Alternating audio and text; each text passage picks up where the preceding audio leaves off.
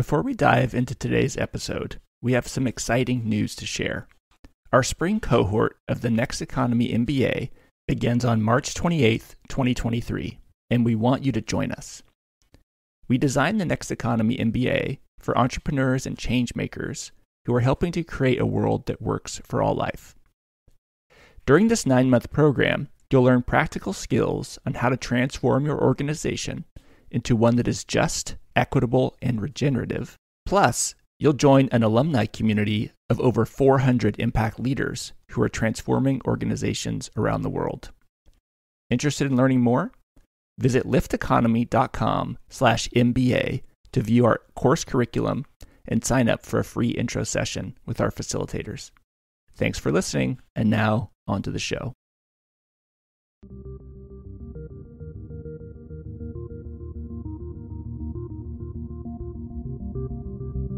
Welcome to Next Economy Now.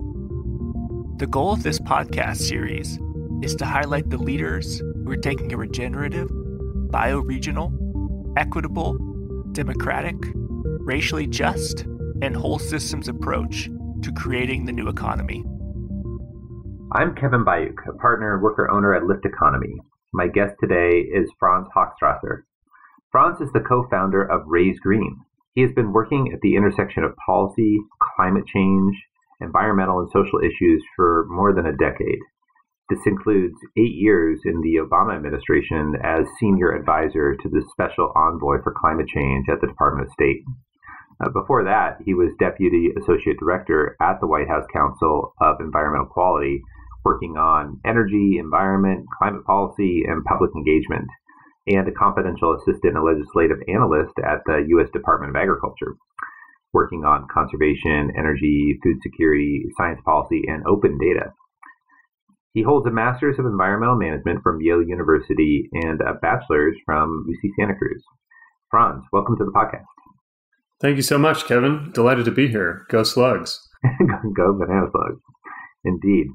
So I'm wondering if you could tell me a little bit about your story and kind of what led you to Raise Green. And you can introduce Raise Green as well. Sure, absolutely. So Raise Green is the climate investment platform. And what we mean by that is that we are the first inclusive funding portal in the U.S. that's focused on specifically climate solution projects with a social mission. So we built this company for folks that are overwhelmed by the climate crisis and tired of being told to recycle or petition their way out of it. And we're really the community finance platform that enables every American to join the ranks of the heroic entrepreneurs and innovators that are powering the transition from dirty to clean energy.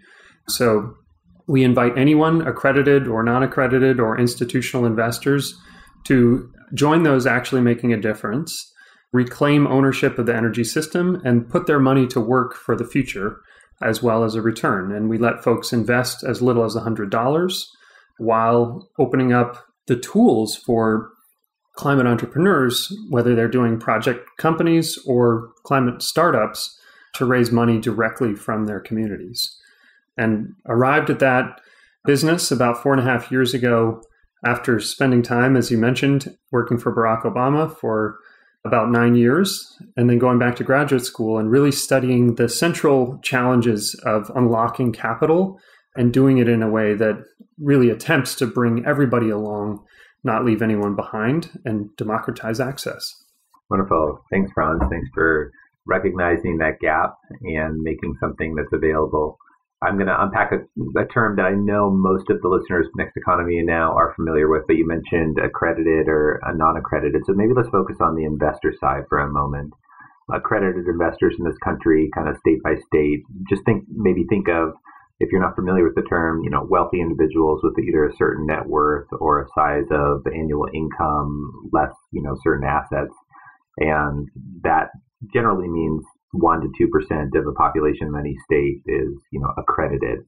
And unaccredited investors, in many cases, for making direct investments and opportunities, whether it's about climate or anything, have been locked out. Of course, since the emergence of regulation crowdfunding, which we've talked about a bunch of times in the Next Economy Now podcast, all of a sudden there's possibilities. And it sounds like what you've done with Raise Green, Franz, is you've from the investor's perspective, you've made it so that a listing of projects that could appeal to both accredited and unaccredited investors. Can you elaborate a little bit on that opportunity and what's possible and what you're seeing? Certainly, yeah. And that's great context. And as you highlighted, the line between what the Securities and Exchange Commission in the U.S. considers to be an accredited investor, or somebody who has access to any type of investment and is therefore, in the estimation of the regulators, knowledgeable, able, and willing effectively to assume greater risk associated with particularly private investments. Those are folks that make more than $200,000 a year or have more than $1 million in net worth generally, and they make up less than 10% of the U.S. population. So the 90% of us that don't make that much money historically have been barred from making private investments. And so what I mean by private investments are things that are not listed on the stock market, the NASDAQ, the S&P, or the New York Stock Exchange. And these are often early stage companies that are building sometimes in stealth mode, sometimes raising money from venture capitalists or angel investors. And those types of investments up until 2016 were really only accessible for that top 10% of Americans. What happened in 2012 is the passage of the Jumpstart Our Businesses and Startups Act, the Jobs Act, which was signed into law by President Obama. And then in 2016, finally, the SEC finalized regulations called Regulation CF, or crowdfunding, that enabled that other 10% of Americans, those that are non-accredited, to invest in private companies as long as they're issued, or their securities, whether it's a debt investment or an equity investment, are issued on an online funding portal like Raise Green. And so we created Raise Green to democratize the access to those investments and open it up to that 90% of Americans that historically haven't been able to get into those investments.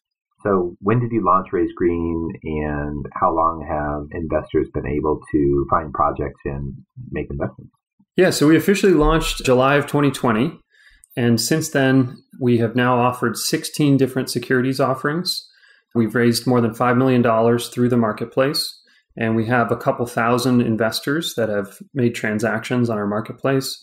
And what I'm truly proud of is the diversity of the type of project as well as the type of founders. So a big source of our motivation, again, is to open up access. But that goes on both sides. It's not just the investors that are getting access to these deals. It's also entrepreneurs that may find it difficult to access a bank loan because they're building a community solar project and the credit profiles of the off-takers are challenging for a bank to wrap their head around. Or it's a first-time entrepreneur who doesn't have connections in the venture capital space or angel investment networks.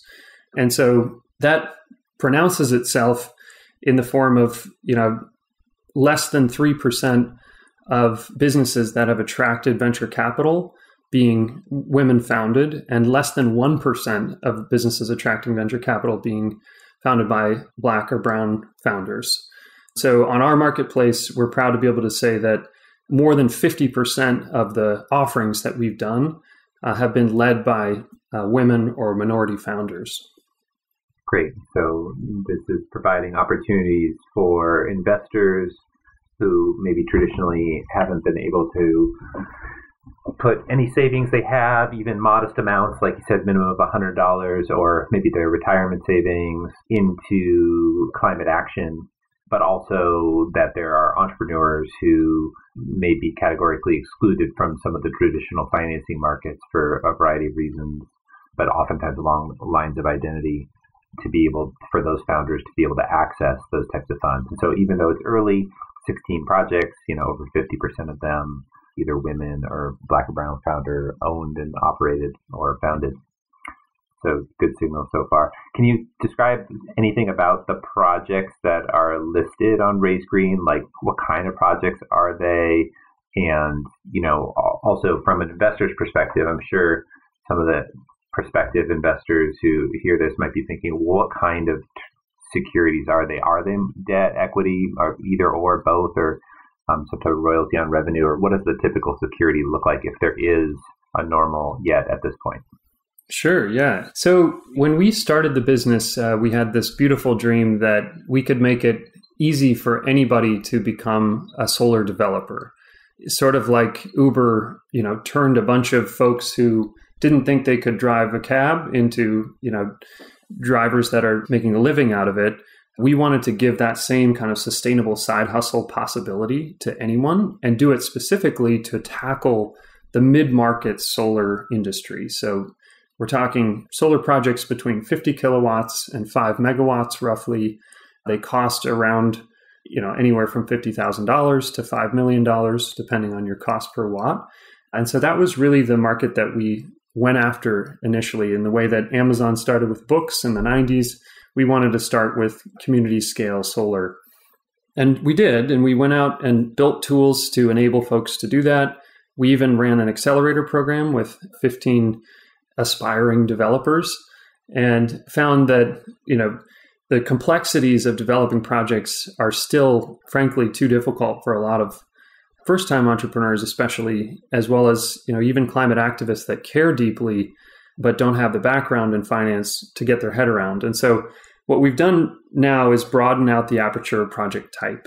So now we've done everything from that type of solar project, like a project on the rooftop of a school in inner city Baltimore that sells electricity to 100% low to moderate income off-takers at a discount, but is also crowdfunding for community ownership, to, everything up to, and so that's an equity offering, for example, whereas people can buy in, sponsor equity, it's called in the project finance world, along the lines to debt on an existing solar project. So we refinanced an existing project in Vermont, which, had about 4.5% yield over 5 years. These are steady, producing assets that lead to predictable cash flows. And then we've found as well that energy efficiency companies have used us. So we've worked with folks like the National Energy Improvement Fund and Block Power on numerous raises for structured debt products as well. And then we also found now that, a lot of interest derives from entrepreneurs that want to use this for their seed round or pre-seed round. They're sometimes even their first money in. So they'll structure a simple agreement for future equity or a convertible note and sell that to the crowd and get an opportunity to engage their customer base directly as investors. So the whole gamut from a basic debt product all the way up to complex equity product are all things that we've kind of tested the waters with and even sold to investors. I'm wondering if we could double click for a moment, if you're able to share some of the friction or challenges that a community co-op or, a community that's organized around a school or a community center might run into in terms of becoming a solar developer, for example. The complexities, is it around things like credits and just the different financial machinations around being able to make it pencil out? Or what did you discover, if you could just elaborate one or two examples from that accelerator that led you to believe that let's broaden this out to more kinds of projects? Yeah, it's a fantastic question, and I think is all the more applicable now that we have the Inflation Reduction Act in law, where you actually have some additional incentives in place for nonprofit developers, for municipalities to become developers of sorts and own projects. And I think all of the same hurdles, or rather many of the same hurdles that were barriers for that initial cohort, still exist today. So I think the biggest single one really is financial modeling. So building an Excel model typically is the way it's done in the industry. And the point of that is that, a project finance company, which is the way that projects bigger than a household, for example, we're talking community centers or schools or churches, the way that those companies are set up is through structured finance or a predictable set of cash flows secured by a power purchase agreement where the electricity consumer agrees to pay a certain rate over a certain amount of time. And that certainty that comes from that contract, the power purchase agreement, is the backbone of the developer's ability to access capital, to borrow from a bank or raise money from a private investor. And so structuring that power purchase agreement in a way that gives that certainty to the investors or the lenders is a complex model to build for anyone. And the way that clean energy is incentivized and has been and will be continually in the US is generally through tax credits. And accessing those tax credits requires a very precise and specific skill set to understand what the ratios need to be and how to properly structure your project. So that's probably the biggest one. A lot of that is obviated by the new bill that allows for direct pay on certain types of nonprofit or municipal or city-owned projects. So that's a great step forward, and it really will make it easier for those types of entities to develop projects. The others are, the cost of capital because of the uncertainty around credit profiles of the buyers of electricity. Cost of capital, or in other words, amount that you have to pay in order to borrow money, is higher for those projects. So making them pencil is more difficult. And then it has a lot of the same interconnection and permitting requirements that a large utility scale project would have. But those large utility scale projects, have economies of scale that make them a lot more profitable. And so it has been a lagging industry in the US compared to where residential solar is very saturated and utility scale is becoming much more saturated. But this mid-size project has stagnated. That's a great rundown, Franz. I appreciate that. So some things that I heard were you have, first of all, just Excel modeling skills to be able to show the reliable cash flows for underwriting purposes, whether it's formal underwriting from an institution or even for an individual investor, a group of investors, to get confidence that there will be adequate cash flows to be able to, from a structured perspective, make repayments or to, the feasibility of the offering, if you will. Then there's the arcane kind of credits and other, which may be obviated now with the new act that's passed in certain cases, but that might introduce other expertise that might be required to be able to, again, get direct pay and access that. So there's these basically just understanding and developing a literacy about how to navigate what ratios need to be shown or how to access the subsidies or incentives that are out there. And then cost of capital. Now, I wanted to pause on this one. Hypothetically, a regulation crowdfunding, one of the benefits of accessing the public at large is, again, this is hypothetical. I'm curious if this is playing out or if it's too early yet. But whereas institutional finance has notions around kind of market rate return and risk reward profiles for their type of underwriting, as institutions, they might be beholden to either regulations or competitive standards or other stakeholder pressures.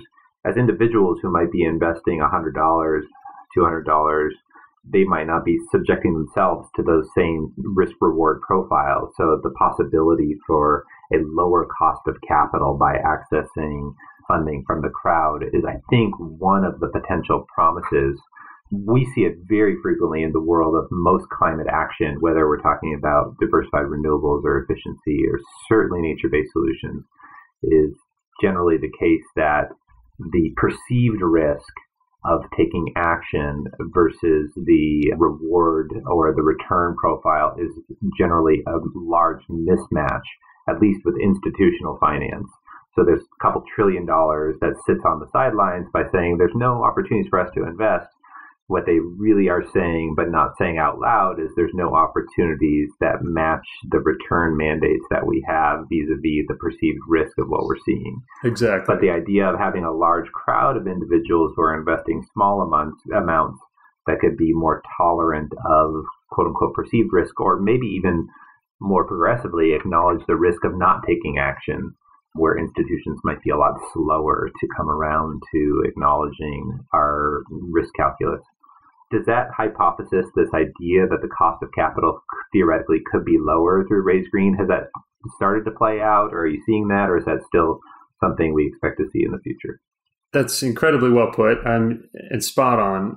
It has started to play out. We're able to structure a number of offerings that, are undercut the rates that banks would offer to projects. And what you said is also very true in terms of the investor profiles. The types of folks that want to invest because they believe in the purpose and the mission of a given entrepreneur or a given project may not have the same compunction about the risk return profile that a large financial institution does. And they may really ultimately just want to see the project exist in the world. So they're willing to take the chance. And it's also, a fun kind of burr in the sock way of goading the financial industry to be a little bit more progressive around the way that they consider those risk return profiles. Because if we can demonstrate that a crowd of dedicated citizens want to finance more community scale solar, for example, or actual community solar, or, invest in breakthrough technologies and developing those in a way that can draw attention and excitement, then that's a signal to those bigger lenders and investors that there's actually merit in these projects that they may not see from their sharp penciled seats effectively. The other thing, though, I would just quickly add is that the legal and accounting costs or transaction costs associated with these deals also are a major barrier. And that's a big thing that we have been able to help folks surmount as well.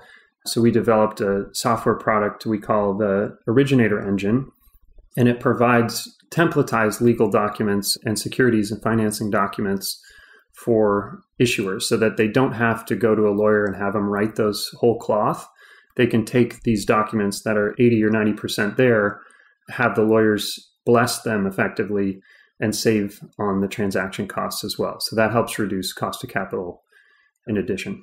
Great. Yeah. So the cost of getting a project started and on the platform, by reducing the transaction costs there, could effectively reduce the overall cost of capital, making, again, the terms more attractive to the entrepreneurs and fall within, hopefully, this growing appetite for right-sized returns or below market rate returns that I suspect we will see more engaged citizens motivated just to see projects happen and not wait for the institutions. But if they motivate the institutions to catch up, that's great. We'd love to see that happen with the great recalculus of risk. Absolutely. Franz, what is Raise Green in you and your team's dreams?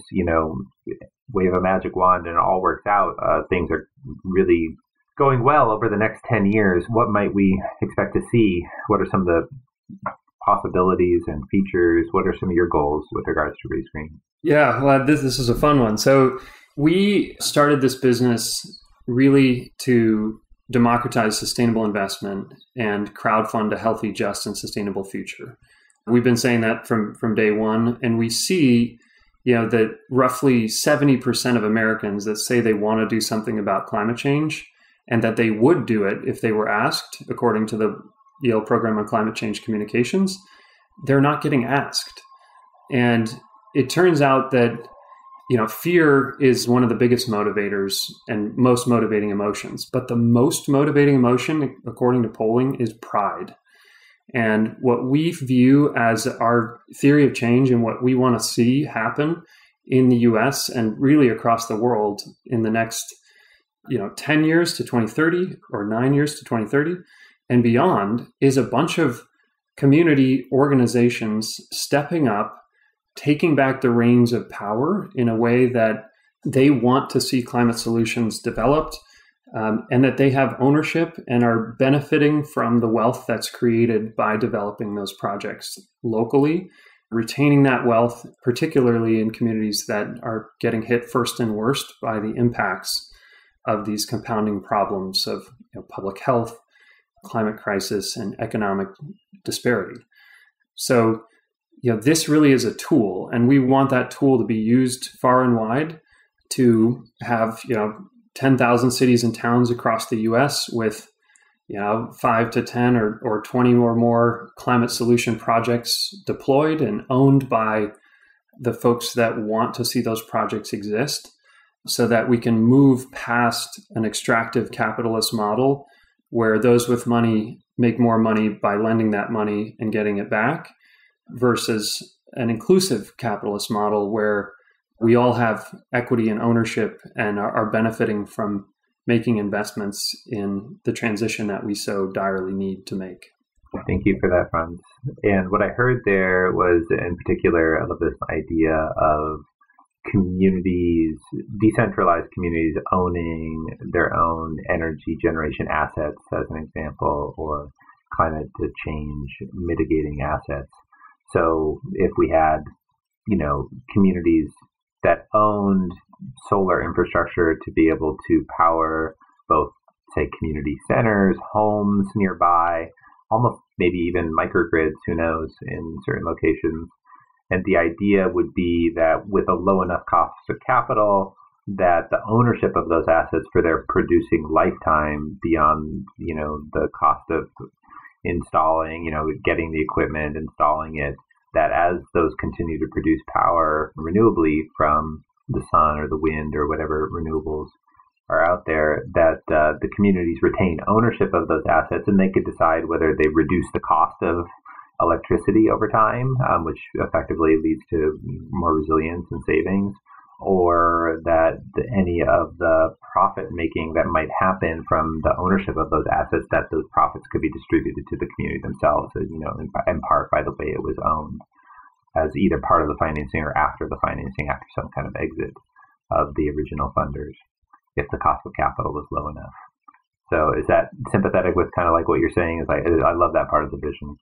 Yeah, definitely. I'm cognizant that not every project that gets developed will have those features, but those communities that do want to have projects with those features can use Raise Green as a tool to make it a reality. And, at the same time, I think on the investor side, we've seen such a massive mobilization to gravitate towards the provision of ESG metrics and this analytics around those ESG metrics, what they mean, and ultimately to invest in things that are more sustainable as part of this investment strategy. And we need to now, we're at this inflection point, particularly again with this massive infusion of US government dollars and programs, that interest needs to be paired with deployment on the ground, at least between now and 2030, according to the IEA. 80% of the technologies that we need to deploy already exist. So that's the game right now. And we want that game to be done in a way that's inclusive, not purely extractive, and that is, creating more opportunity for economic and social justice and mobility as part of the transition. Wonderful. I want to maybe go back to one of the things, the last part of the barriers that you mentioned that struck me as information I kind of knew a little bit, but I'm wondering maybe our listeners would be curious as well. This idea of the fairness or unfairness, rather, of the maybe large utilities or larger projects, the permitting integration of projects, the costs are kind of the same, whether it's just one of these missing middle kind of sized projects versus something that's larger, or where the economies of scale of larger project developers enable them to navigate permissibility in a way that they have a lower cost basis. I wanted to go back there because I kind of knew that, but didn't really know any of the details. Is anybody working on that? Is that something that Raise Green does? Any systems building around about how do we systems change movement building around policy development, or are you aware of good work being done to kind of level the playing field a little bit there in some way? Yeah. Well, I love this because there's been a lot of work done on it and not a great deal of progress until just very recently. And I do think the Inflation Reduction Act has many flaws, but it has many more features that are very desirable and necessary to address that very issue. And we actually have been working on this for, ever since our inception. I'll tell you a quick story. We developed an 11 kilowatt solar array through third-party ownership, which means that, it's a project finance company. And we did a tax equity partnership flip on that 11 kilowatt solar array, which I believe is the smallest one ever done in the US. I still have not been corrected on that yet. So, and what we had to spend in terms of legal fees to do that was nearly as much as the entire project cost itself. So that's what we're up against in terms of accessing the type of tools and the type of expertise that's necessary to execute on a deal like that. Now, the switch from, a straight tax credit to a direct pay provision that this most recent bill makes for the investment tax credit, or the 30% value of a project that gets paid back in year one, that changes the game on many of these size projects. But there is other work going on around the interconnection requirements for sub 5 megawatt projects, for example. There's a provision also in the Inflation Reduction Act that if you develop a project under 1 megawatt, that you can count the interconnection costs. So if you're paying for a transmission line to connect you to the grid where there's sufficient need and not too much congestion, you can count that cost of the transmission line in the taxable basis of your project. So you recover 30% of the cost of it in year one. So programs or policies like that are tipping the scales toward allowing more distributed generation on the grid and doing it in a way that is still profitable to the developers that are sticking their necks out a bit by going after this size of project do help. And then there's this brilliant move by the Federal Energy Regulatory Commission called FERC Order 2222 that basically says that any distributed energy resource project should have the ability to interconnect to a given grid. And that's going to be rolled out variably across different utility areas over the next several years. But how that plays out and how quickly it plays out will have a giant effect on the economic viability of these distributed energy resource projects. Great update. And thanks, Franz. I learned a lot there that I hadn't been tracking. Appreciate that. One other question that I imagine listeners would be curious about in terms of the project types that you anticipate seeing more of. I heard there's some kind of efficiency or decarbonization work done a lot of listeners might be aware of, in addition to the need for diversified renewable generation, that sometimes the low-hanging fruit, but notoriously difficult to finance in some cases, is just getting efficiencies in the building envelope and the built environment itself. Any hints about what's happening there with projects that you see that are coming up on Raise Green, or are you doing anything to solicit more of those types of projects? I'm curious what you're seeing on the efficiency side. Yeah.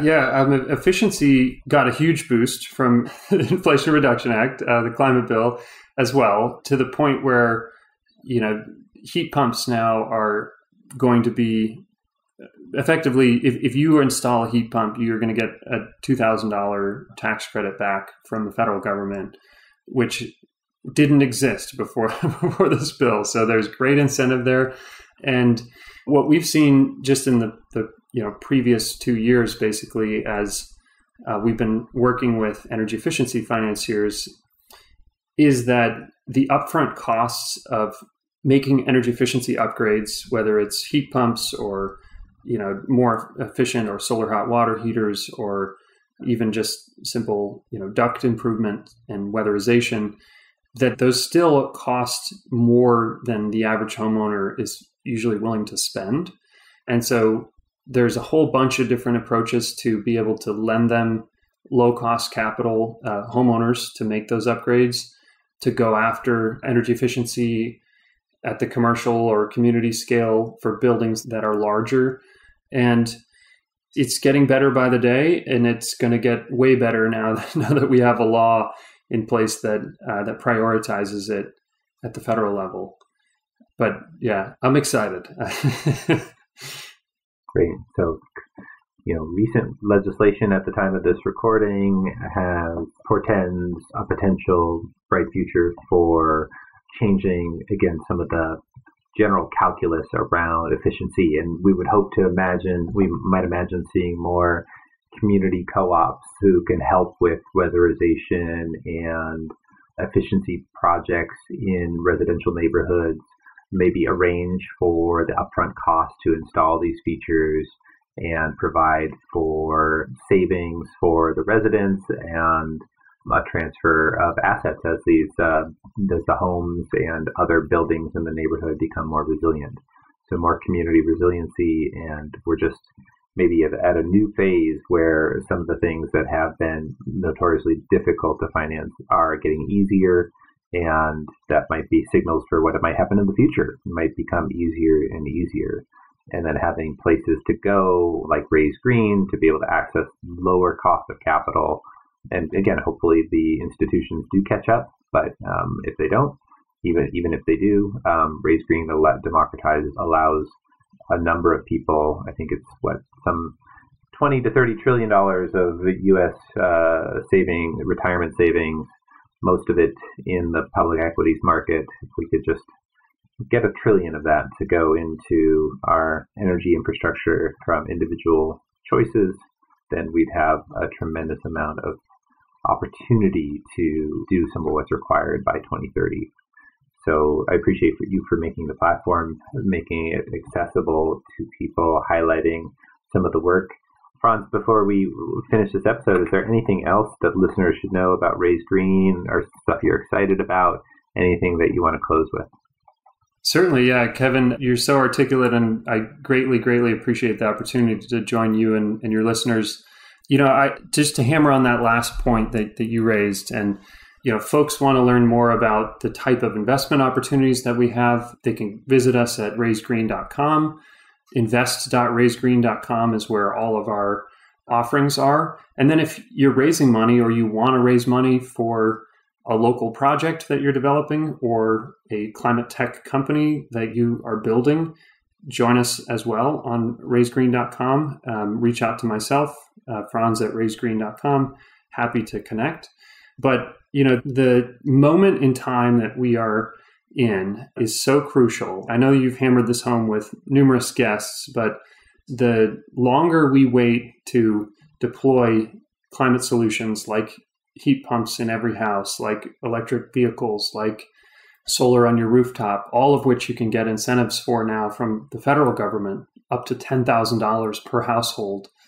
The longer we wait to get those solutions deployed, the more expensive it becomes for us as society to deal with this climate crisis. So just, to reiterate how important it is that we now go out and use these new incentives and get these technologies deployed as quickly as possible, get that manufacturing base in the US running again in a way that creates jobs and creates economic opportunity for more folks, the better we'll all be. So very happy to share that. And we're playing a small piece of it, but it's really incumbent on everybody to play their piece of it. We just released a climate finance toolkit with a handful of other climate fintech companies that offer sustainable banking options, ways to track your spending habits and figure out if you can make those more climate friendly, and then also align your investment portfolio and IRA with climate friendly public equities, in addition to investing in projects on Raise Green. So check that out. We're happy to share it. It's also at raisegreen.com. Again, can't thank you enough for the opportunity to share what we're building. Thank you, Franz, and we'll keep tracking what you're up to. I appreciate your great work. Next Economy Now is a production of Lift Economy. To listen to all of our episodes, go to lifteconomy.com/podcast. That's LIFT economy.com/podcast. You can also sign up for our monthly newsletter at lifteconomy.com/newsletter. Please also rate and review our podcast on iTunes, Spotify, Stitcher, or wherever you get your podcasts. Thanks for listening.